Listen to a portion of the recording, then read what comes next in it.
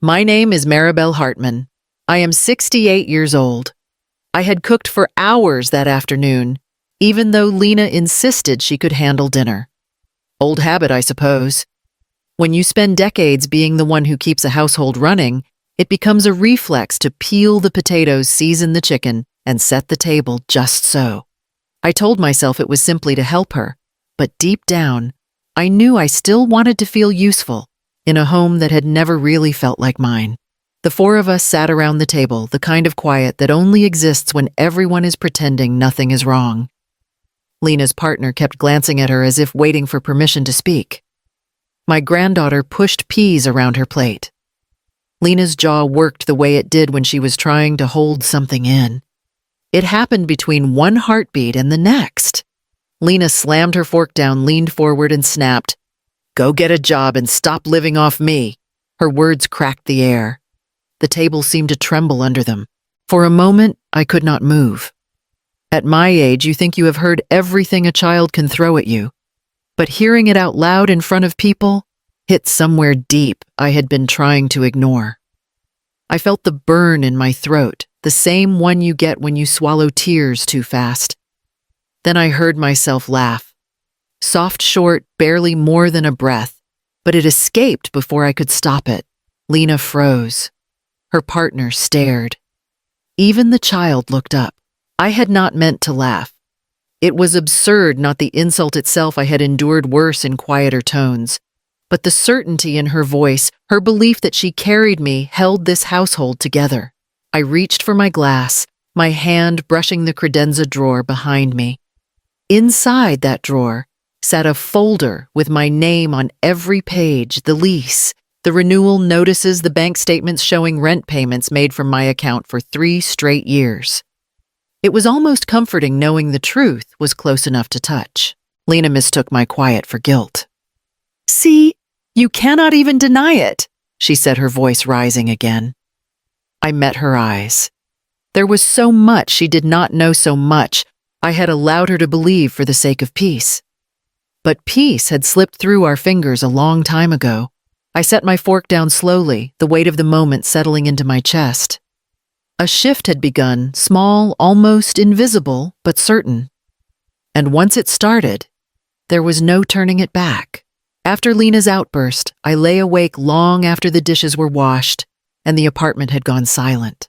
It is strange how one sentence can pull 1,000 memories to the surface, each one insisting on being felt again. I had not planned on living here. After my husband Daniel passed, I stayed in our little house in Cape Elizabeth for a year. It was quiet, too quiet, and Lena called every night, asking if I was eating, if I was sleeping, if I was lonely. When she said, "Just stay with us for a few weeks," Mom, I believed she meant it kindly. I sold the house. The money went into a joint account so Lena would not worry about emergencies. She cried when I told her. "You did not have to do that," she said. But she did not tell me to keep anything separate either. The first months here were gentle. She handed me her daughter with a tired smile and said, "I trust you more than any sitter." I picked her up from school, packed lunches, stayed home on sick days. When Lena asked if I could help with her loan payment just this once, I agreed. When she said groceries were getting expensive, I began doing the weekly shopping without being asked. One night, she came home frustrated and tossed a bill onto the table. "Rent is impossible in this city," she muttered. I remember saying softly, "Let me take care of it this month." She exhaled in relief. "You always save the day, Mom." Month after month, the rent became my quiet responsibility. Somehow, the gratitude faded before the expectation did. If I missed a day of tidying, she sighed loudly. If I forgot to thaw the chicken, she muttered, "What do you even do all day?" I never corrected her. A mother chooses peace when she can. But tonight, after hearing her call me a burden, something cold settled in my chest. All those small wounds I had brushed aside suddenly felt heavier, sharper, real. I sat at the edge of the bed, letting the truth take its full shape, no longer able to hide from it. The apartment was dark when I finally stepped into the living room. Lena's door was shut. Her partner's voice drifted through, faintly low and tense. "She should not talk to you like that," he murmured. Lena snapped back. "You do not understand. She does nothing. I am exhausted." I stood still, letting the words land. Then I opened the credenza drawer, the old wood, creaking the way my knees did on cold mornings. Inside was the folder I had avoided for months. I carried it to the dining table, the same table where she had told me to get a job. My hands were steady in a way that felt unfamiliar. I slid out the lease first. The paper had softened at the edges from being touched too many times. Maribel Hartman, only my name, not hers, not even listed as an emergency contact. I traced the letters, slowly remembering the day we signed it. Lena had stood beside me, twisting her hands, whispering, "They will check my credit. They will deny us." I had told her, "Let me handle it," and the manager had smiled at me instead of her. I moved to the next stack, bank statements covering 3 years of rent payments. Every month, the same withdrawal. I had even written notes to myself on some pages, "Handled it early this month. She seems stressed." Then the voicemail. I pressed play, and the landlord's voice filled the quiet. "Ms. Hartman, thank you for confirming next month's payment. Always a pleasure. Always a pleasure." Not once addressed to Lena. I closed my eyes. I had done this. I had made it easy for her to forget the truth. I had absorbed the burden so thoroughly that she believed she was carrying me. The guilt came first, deep, familiar, mother-shaped. I had wanted her to feel secure. I had wanted her to chase her ambitions without worrying about rent. I had wanted to protect her from the world the way Daniel once protected me. But beneath the guilt was something else. A steadier, sharper feeling. I folded the lease back into the folder and kept my hand on top of it. The truth was, here waiting, and now that I had touched it again, I knew it would not go back to sleep. The next morning, I left before anyone else woke. I did not leave a note. I did not trust myself to write one without softening the truth. And I had softened too much for too many years. The property office on Congress Street was quiet when I stepped inside. A young man at the front desk looked up with a polite smile. "Good morning. How can I help you?" "I need to review the lease for apartment 3B, I said. "My name is Maribel Hartman." He typed quickly, then frowned slightly. Not in confusion, but in recognition. "Yes, Ms. Hartman. You are the primary tenant." He turned the monitor so I could see. "It is only your name on the file." I nodded. "My daughter lives there with me."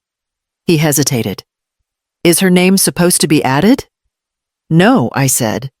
The firmness in my voice surprised both of us. "I only need confirmation." He clicked through more screens. "You have been the one making all payments. Every month is marked as received from your account. There are no outstanding balances." A warm, steady clarity settled in my chest, stronger than guilt, stronger than fear. "All right," I said softly. "Thank you." Before I turned to leave, he added, "If you ever need to make changes to the tenancy, you have full authority to do so. Just reach out." Full authority. The words echoed long after I stepped back into the cold air. I walked toward the old port without thinking, letting my feet choose the path. The wind tasted like salt the same way it had when Daniel and I used to walk here after his shifts. He always joked that I walked like I owned the whole coastline. Back then, I never doubted my footing. Somewhere along the way, I had started shrinking myself to keep peace. I stopped near a familiar brick building and pressed my hand to my coat, feeling the folder inside. The paper was thin, but the truth it held was heavier than anything I had carried in years. Enough was enough. Lena insisted on another family dinner 2 nights later, as if nothing had happened. I almost admired her ability to pretend, but the silence in the apartment had shifted. Even my granddaughter watched us carefully, waiting for something she did not have words for yet. Lena placed a casserole on the table and exhaled sharply. "Can we just have one peaceful night?" she muttered. "No tension, no drama." Her partner glanced at me with a trace of apology, but he said nothing. I served myself quietly. I had not brought the folder to the table yet, but I felt its weight inside my bag, like a hand resting between my shoulder blades. Halfway through dinner, Lena's eyes narrowed at the way I held the serving spoon, as if daring me to speak.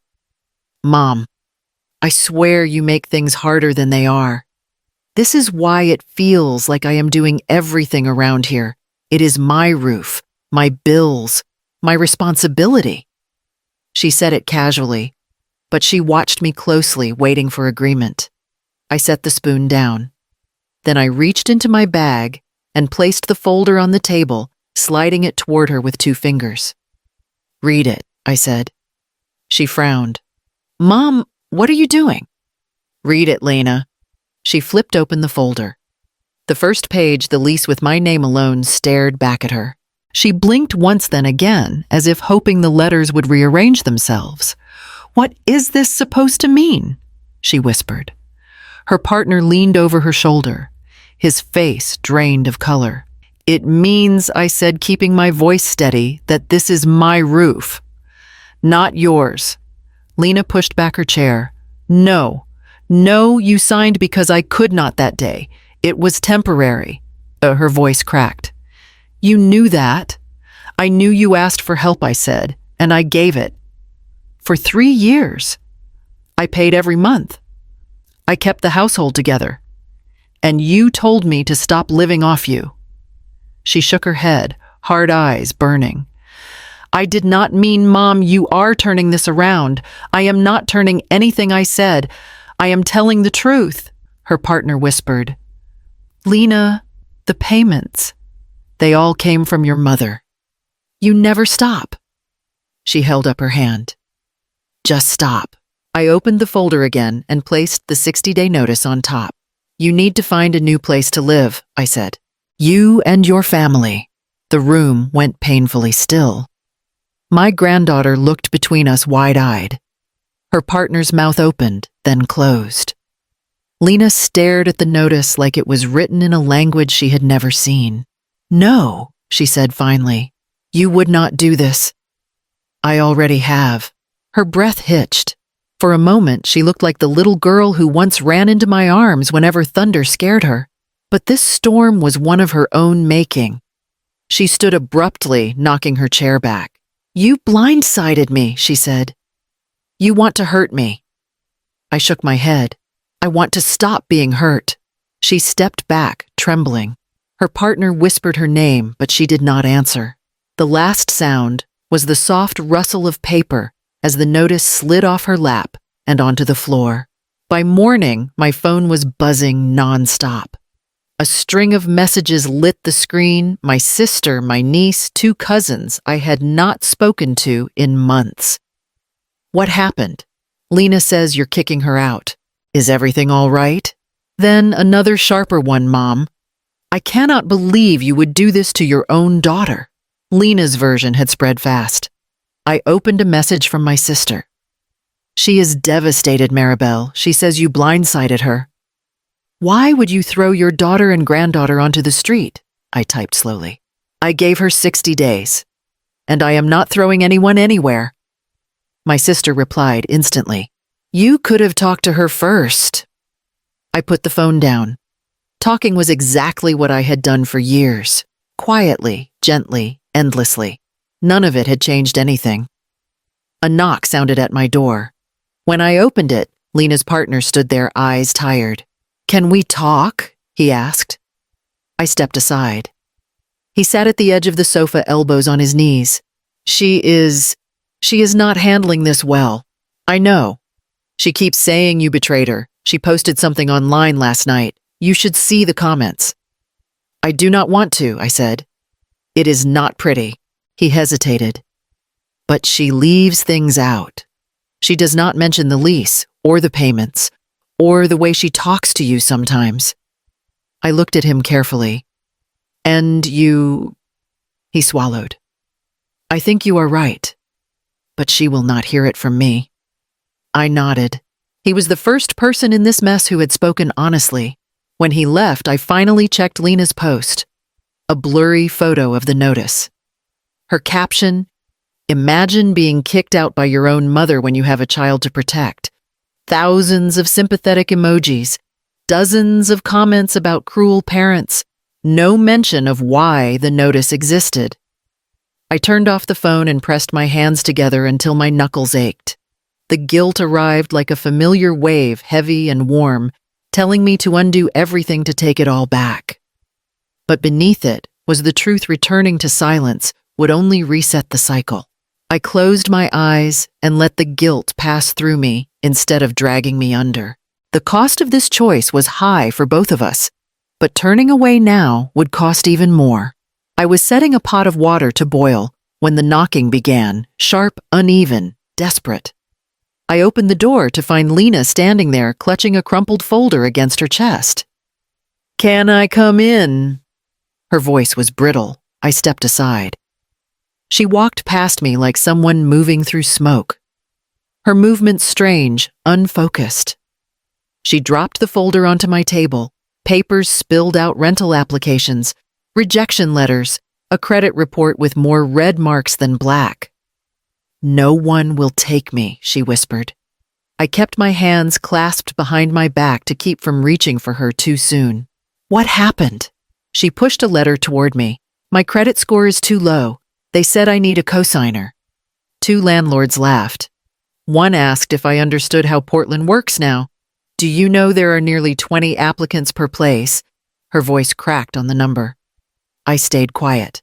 "And it gets better," she said bitterly. "They need first month, last month, and a security deposit that is almost $4,000. We do not have that. We never had that." I asked gently. She blinked and something inside her faltered. "Evan said he needs space." A hollow laugh escaped her. "Space. He said he supports me, but he cannot be dragged down." I felt the words land like dull blows in my chest. Lena rubbed her forehead. "I packed half the apartment this morning. I kept thinking you would text me and say it was all a mistake. That you did not mean it. That you were just angry for one night. But you did not." She sank into a chair, shoulders folding in on themselves. For the first time in years, she looked young, like the girl who used to fall asleep on my chest after nightmares. "I do not know what to do, Mom," she whispered, voice thinning. I really messed up. My breath caught. The apology, the rawness, hit me harder than any insult she had ever thrown. I turned away so she would not see my tears. I gripped the edge of the counter, letting them fall silently. Her pain echoed too closely.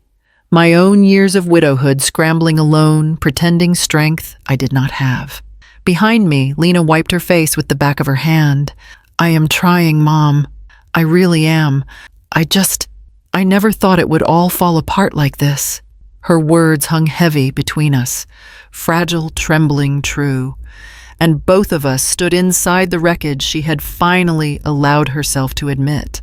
Lena came back that evening without knocking. She stepped inside quietly, almost cautiously, as if afraid the wrong sound might shatter whatever fragile space existed between us. "Mom," she said, closing the door behind her. "Can we talk?" I nodded and sat at the table. She sat across from me, hands twisting in her lap. "I owe you an apology," she began, voice uneven. "Not just for the dinner. For years. I said things I should never have said." Her eyes lifted to mine. "I knew you were helping, but I pretended you were the problem. It made it easier than admitting I was scared. Scared of what I asked softly. Of ending up like you did after Dad died," she whispered. "Alone. Broke. Lost. I thought if I worked harder, pushed harder, I could outrun it. And when the bills piled up, blaming you felt easier than blaming myself." I let out a slow breath. "Lena, I swallowed a lot. The comments, the tone, the dismissal. It chipped at me, more than you knew." She covered her face. "I am sorry, Mom. Truly." I reached across the table and touched her hand. "I am sorry, too, for letting it go on so long." A long silence settled, heavy but not hostile. She finally said, I think moving out is still the right thing for both of us. I nodded. I agree. We sat together quietly, the first honest peace in years beginning to take shape between us. 3 months later, I unlocked the door to my little back cove duplex, small, quiet, and entirely mine, and set a grocery bag on the counter. I worked part-time at the neighborhood library, now nothing grand, but it steadied me in a way I had forgotten I needed. That evening, Lena arrived, carrying takeout from the Thai place she knew I liked. She looked different, tired, but steadier. Paying her own rent had reshaped her in ways neither of us could have imagined. We ate at my small table. No tension, no eggshells. She wiped her hands on a napkin and reached into her pocket. I think this belongs to you, she said, placing my old apartment key between us. I closed my fingers around it. Thank you. Then she pulled out another key, silver new, with a red rubber cover. She slid it forward. This is to my place, a spare. For visits. Not for fixing things or paying things. Just visits. Her voice wavered, but she held her ground. I touched the new key gently. I would like that. Lena exhaled, relieved. We are doing better, Mom. I nodded. We are. In the quiet that followed, something settled lighter than forgiveness, heavier than simple peace. It felt like the beginning of a new way to belong to each other.